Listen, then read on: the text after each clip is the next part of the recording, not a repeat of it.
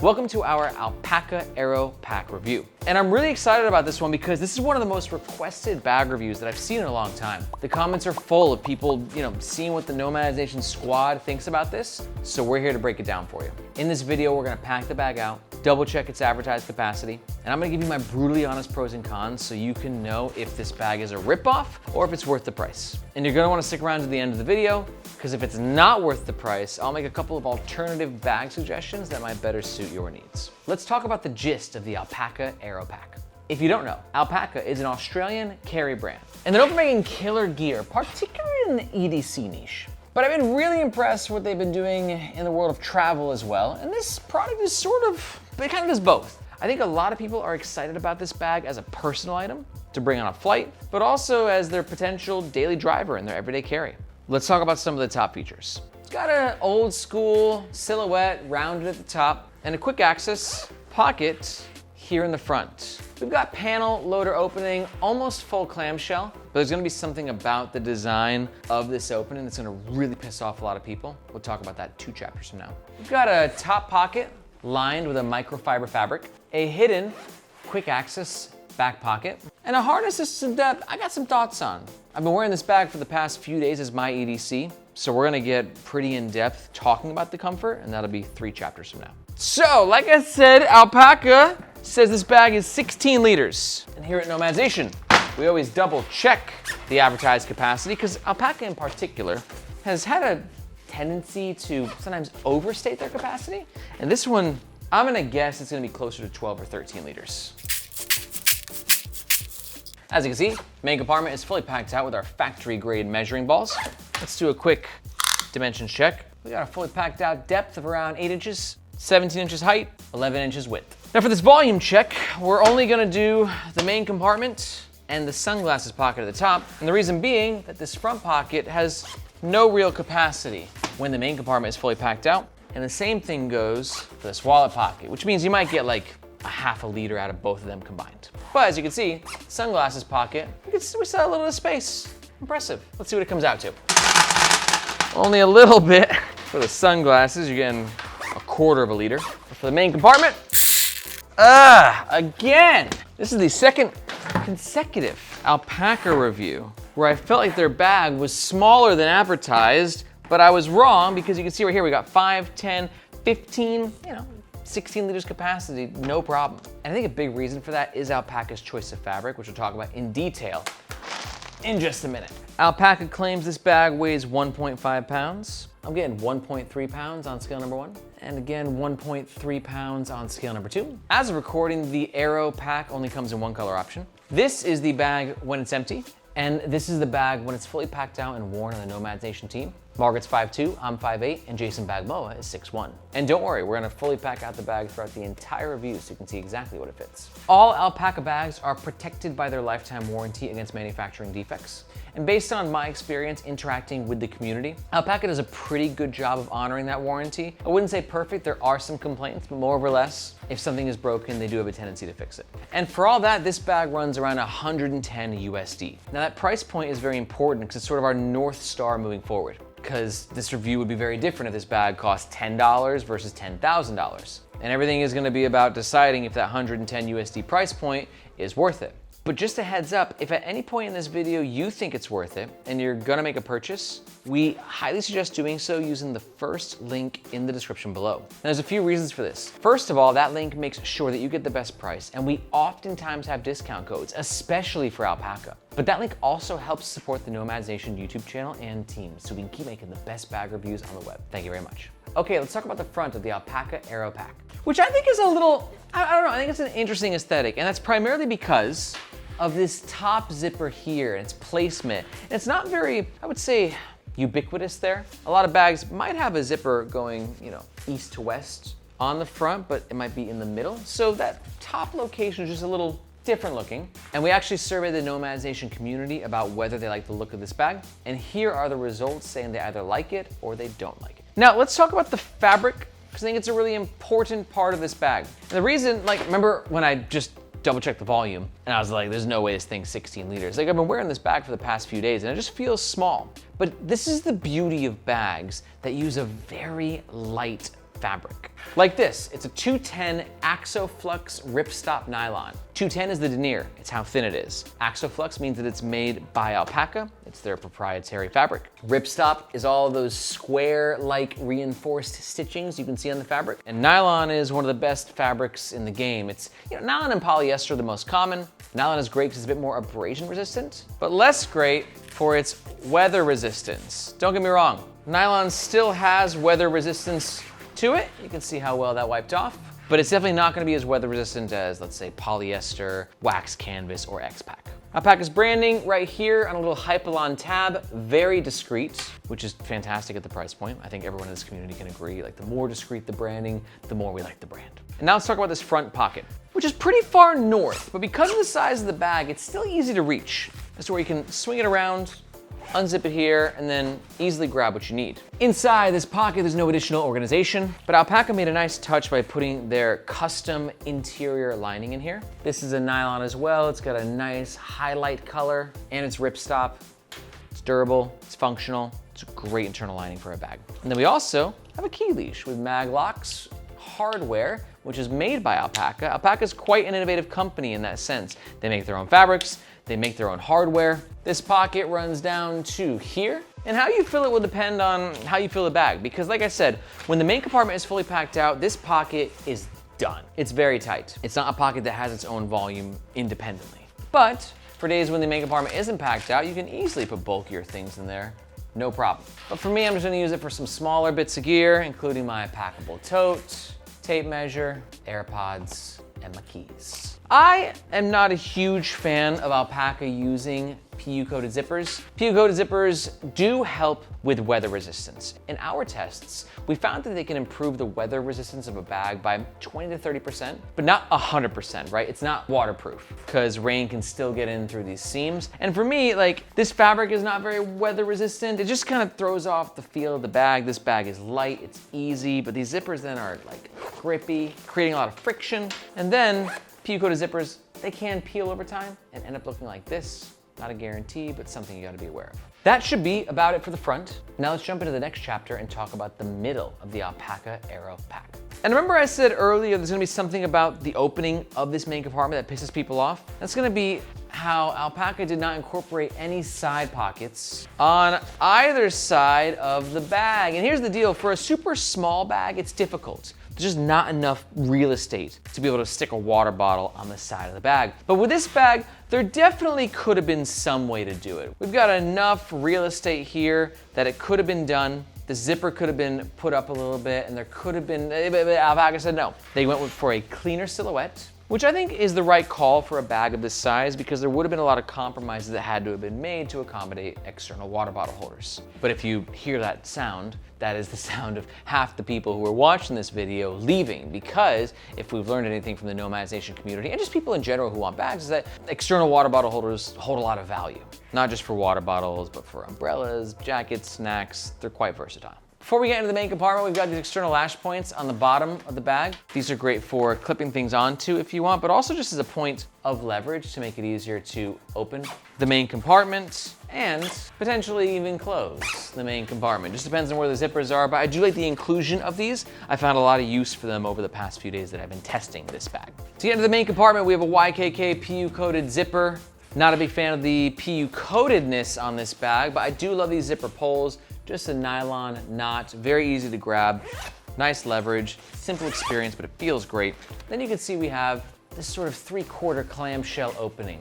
Now, the zippers stop here and here, which is great because the bottom of this pocket ends here. So that means that even when this pocket is fully packed out, it's not interfering with the opening of the main compartment. This is great design. Sometimes you'll see a bag that has this entire front pocket usable, and then you have like bulky headphones here, and then you can't open the actual main compartment. Alpaka created a really nice flow for accessing the different main compartments. It's just really good design. And then inside you can see it's very beautifully designed as well. Minimalist, light, cool gray color for the lining. Let's go ahead and pack it out. All right, starting with the laptop sleeve, it is lined with a microfiber fabric right here. Gives it some scratch resistance, just helps to protect your laptop. Let's see what can fit. This is a cutout of a 16-inch MacBook Pro.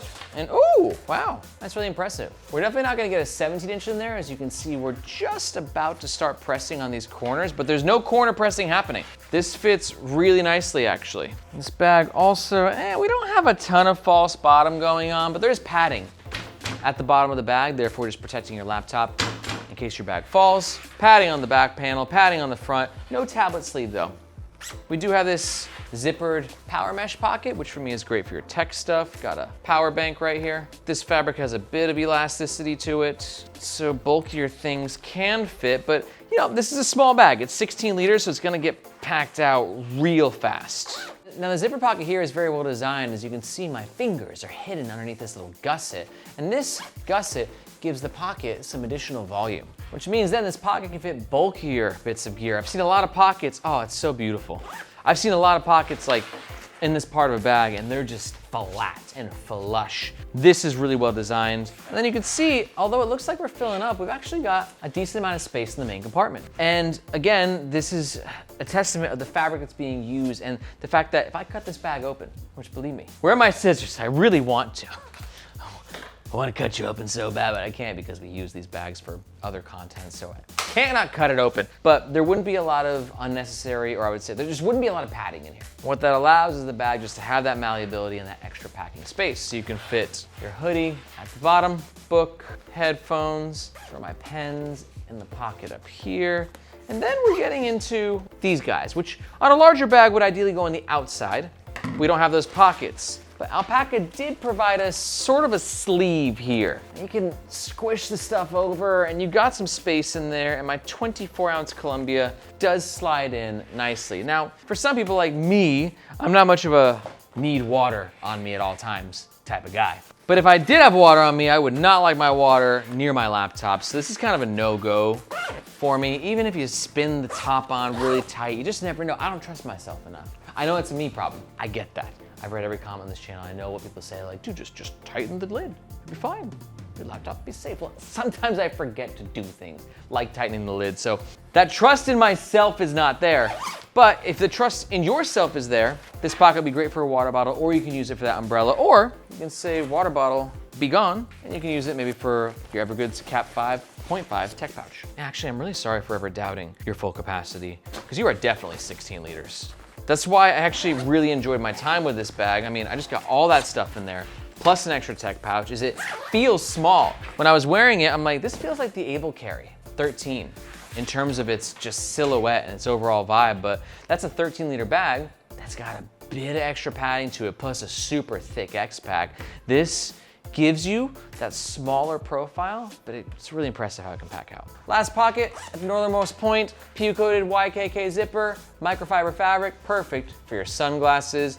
I adore this pocket. As to where, let me explain why. This bag at 16 liters has just a brilliant size for this pocket, almost 8 inches. I mean, some bags that are bigger only are like 6 inches like this, and like you can barely even open it, let alone get your glasses safely in and out. This pocket, perfectly designed. I think that might cover it for the middle, but before we jump into the next section, I gotta let you know, if you're enjoying this review, you might be smitten to find out that here at Nomads Nation, we don't just do in-depth reviews on our YouTube channel, but we also have the Nomads Nation newsletter. And if this is like level 1 of gear nerdery, the newsletter takes it to level 3, maybe even 3.5. And what I mean by that is, instead of taking a microscope on individual products, like on the YouTube channel, in the newsletter, we're taking a view like from space, and we're looking at this industry as a whole. And I'm bringing directly to your inbox on a weekly level, including the newest drops, limited edition collabs, industry trends, everything you need to know from the smallest micro brands to the largest retail brands and everything in between. So if you want to keep your finger on the pulse of what's happening in the world of carry, EDC, travel, and gear, be sure to look for this globe emoji in the description below. I hope to see you in your inbox. Okay, let's talk about the back of the Alpaka Aero Pack 16 liter. Top handle, love it. Great execution. It's on the back, it's easy to hang, it's easy to grab, there's plenty of space, there's a little bit of padding. I can't say enough about this top handle for the size. It's perfect execution across the board of what I would want to see on a top handle. Unfortunately though, we didn't get the same attention to the luggage pass-through holder. This is such a bummer. Because I've been getting a lot of comments from people being like, yo, that looks like the perfect personal item to go in my suitcase. And I was like, duh, it totally is until you realize it isn't, because it requires you to do this, and I hate this, and it didn't need to be this way. It is this way, I don't know why. Because sometimes when bags are really tall, they just have to go sideways because the height of the bag is taller than the height of the trolley handle, that's it. But this bag is so tiny, that was not gonna be a problem. So unfortunately, Alpaka gave us the sideways situation here. It's not the end of the world, but I'm not smitten about it. What this luggage pass-through holder lacks in orientation, it compensates for in its build quality. Really lovely nylon webbing here. See how silky smooth and beautiful that is?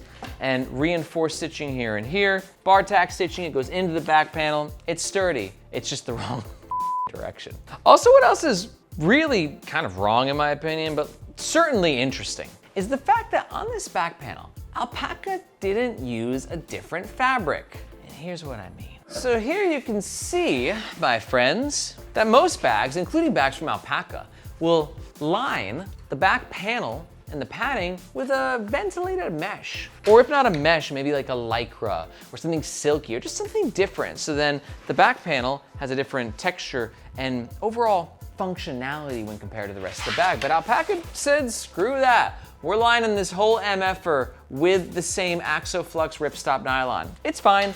I think that something like this will be much more ventilated because it's like a mesh, breathes, and it has a bit better of a grip to it. Not that this ruined my experience, I just thought it was interesting and I wanted to share it with you.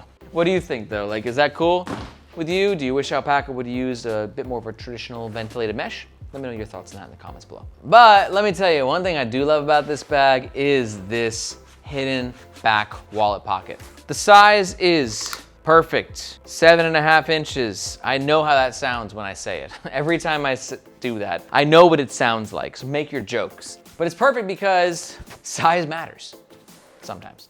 In this situation it does, because these hidden back wallet pockets, if the bag is fully packed out and it's not big enough, your hand is just, it's never gonna get in there. This one though, you can see we've got some room. And then it means you can fit your wallet and zip it up and easily grab it. It's the perfect execution. I'll admit, I probably could have used just a little bit more, just to make it a little bit easier to get into, but I fucking love this pocket. Let's talk about the shoulder straps. We've got 2 external lash points. These are for clipping things onto your bag externally. For me, I never clip things on, maybe my sunglasses. That's as crazy as I'll go. But if you are the carabiner type or the decorative type, that's where you clip things onto. This is metal hardware, and this dangle stopper is plastic hardware. To be honest, we like plastic hardware in Nomads Nation. We definitely like dangle stoppers, especially this little guy, No Dangle Dan. He's been fighting dangle for 7 years now. He's very committed to the cause. But metal, I don't know. Sometimes the problem with metal is that it can be a little slidey, as to where this nylon webbing can just not have the grip necessary, and then all of a sudden your bag slides out of place. But what Alpaka has done is they have a little workaround. They've used a cheaper nylon webbing. This is coarse, it just feels kind of cheap, and it is kind of cheap, but the irony is that the cheaper webbing is actually the webbing with the better grip. So therefore they can say, cool, we can elevate the experience with this and then de-elevate with this, but at least it all works from a functional perspective.